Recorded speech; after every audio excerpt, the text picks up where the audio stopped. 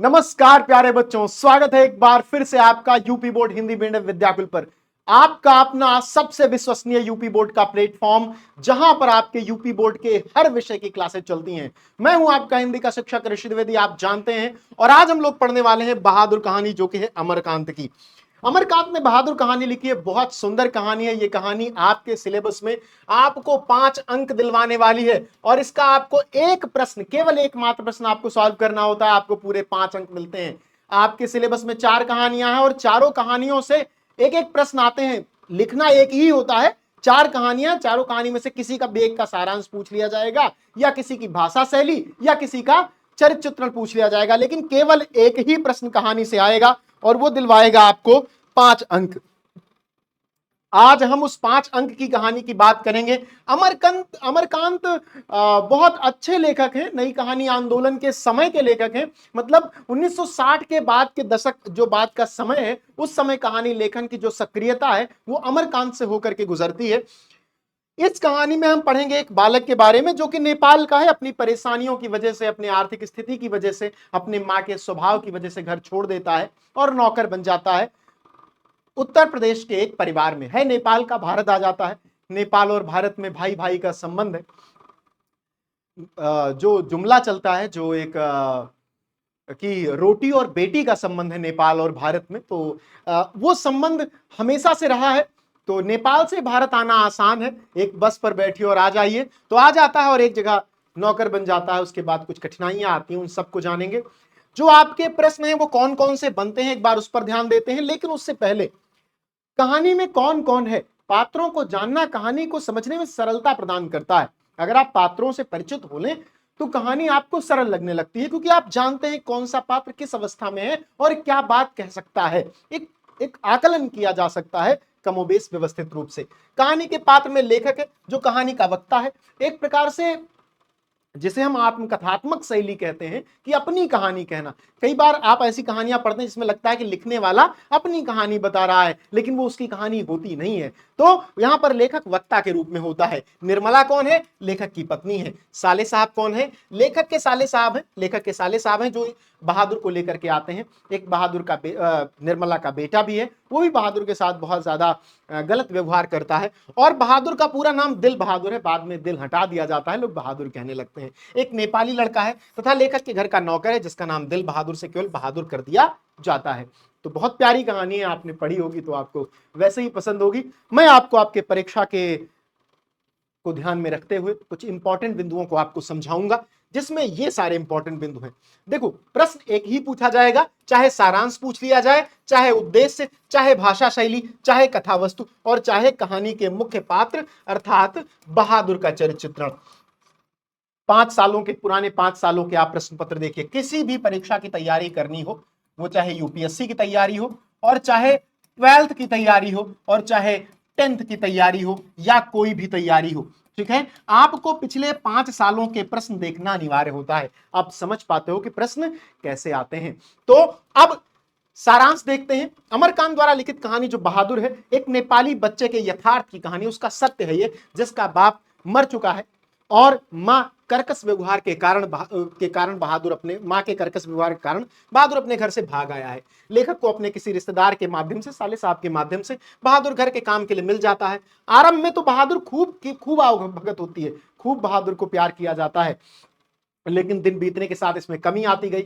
लेखक की पत्नी निर्मला और निर्मला का जो बेटा है, बड़ा बेटा किशोर, वो मानो बस बहादुर को पीटने के बहाने ढूंढते रहते। बहादुर का बाल मन जब तब आहत होता रहता, परंतु अगले दिन फिर हंसता खेलता बहादुर पूरे घर के लिए चक्कर गिन्नी की तरह घूम फिरकर काम करने लगता। एक बार मेहमानों के रुपए खो जाने पर जब घर वालों ने बहादुर पर चोरी का आरोप लगाकर उससे दुर्व्यवहार किया, तब बहादुर के स्वाभिमान को चोट पहुंची और एक दिन बिना किसी को बताए बहादुर अचानक घर छोड़कर चला गया। उसके जाने के बाद सारे घर में मातम छा गया। सारे घर वालों ने अपनी गलती स्वीकार कर पश्चाताप करने की ठानी, परंतु उस पश्चाताप को स्वीकारने और उन्हें माफ करने वाला बहादुर जा चुका था और ढूंढे नहीं मिल रहा था।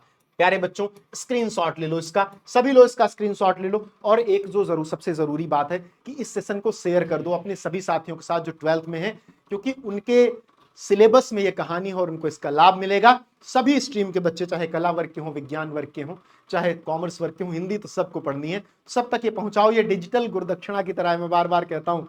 गुरु को बिना गुरु दक्षिणा दिए ज्ञान प्राप्त नहीं करना चाहिए, और आपके पास तो सरलता है डिजिटल गुरु दक्षिणा की। चलिए, ये कहानी का सारांश हो गया, इसके स्क्रीनशॉट ले लीजिए।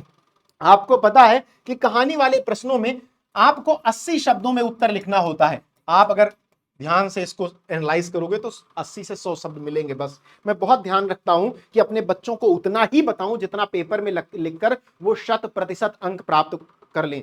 मुझे पूरी किताब दिखा देने का शौक नहीं है, ठीक है। मैं ये नहीं बताना चाहता हूं कि मैं कितना ज्ञानी हूं, मैं ये बताना चाहता हूं कि आपका लाभ किसमें है, और शिक्षक का कर्तव्य यही है, ठीक है। बहादुर कहानी का उद्देश्य क्या है? कोई कहानी हम क्यों लिखते हैं, क्यों समाज में कोई कहानी बताना चाहते हैं, क्यों लेखक लोग उठ करके चले आते हैं कहानी कहने के लिए कि भैया ये कहानी सुन लो, वो कहानी लिख दी है, ऐसी कहानी बता रहा हूं, वैसी कहानी बता रहा हूं, ऐसा क्यों करते हैं? बहादुर कहानी का उद्देश्य क्या है? इस कहानी का उद्देश्य समाज में उत्पन्न वर्ग संघर्ष को मानवीय सहानुभूति द्वारा समाप्त करने का संदेश देना है। कैसे वर्ग संघर्ष, कोई अमीर है कोई गरीब है, वर्ग जो बटे हुए हैं, इनमें जो संघर्ष है उसको कैसे समाप्त किया जाए।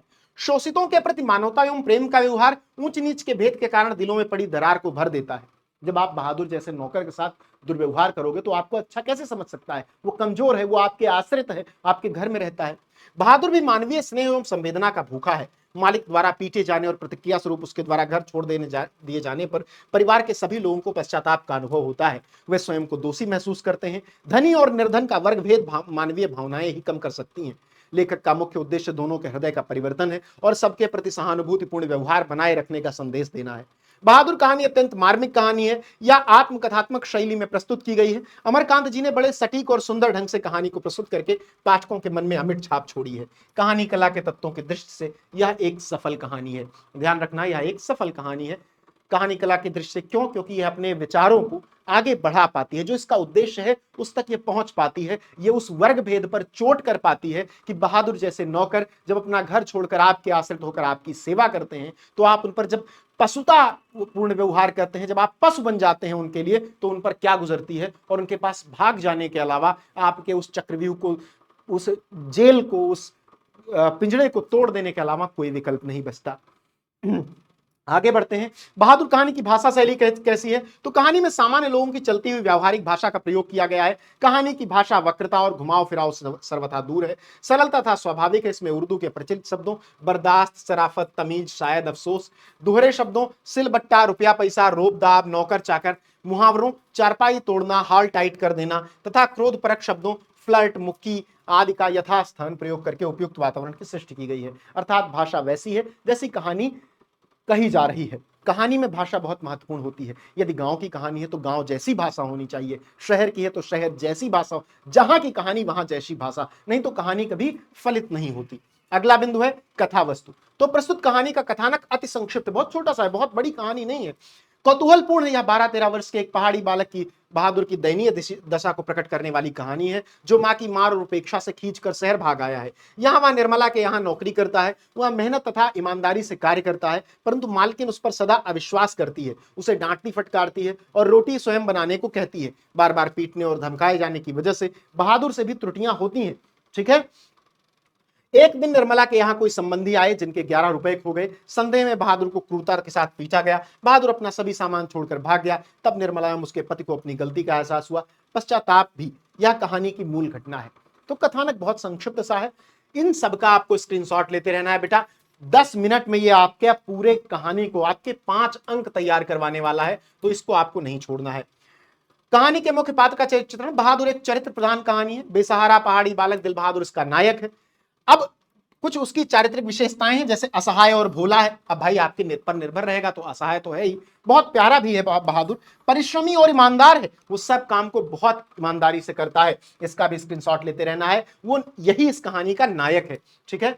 कहानी का जो एक और बड़ा सिरा है वो इस पर जुड़ता है कि वो अपनी मां के भगाए जाने, मां के कर्कश व्यवहार से भागता है, तो प्रेम का भी भूखा है।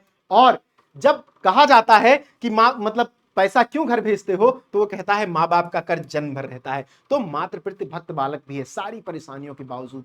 तो ये आपकी कहानी है। ये कहानी के सारे प्रश्नों का सिलसिलेवार क्रम है, जो आपके लिए बहुत इंपॉर्टेंट है, आपको 5 अंक दिलाएगा। तो इसको अपने सभी साथियों के साथ साझा कीजिए। कमेंट सेक्शन बताइए कैसा लगा, और जुड़े रहिए, सब्सक्राइब कर लीजिए। बहुत धन्यवाद।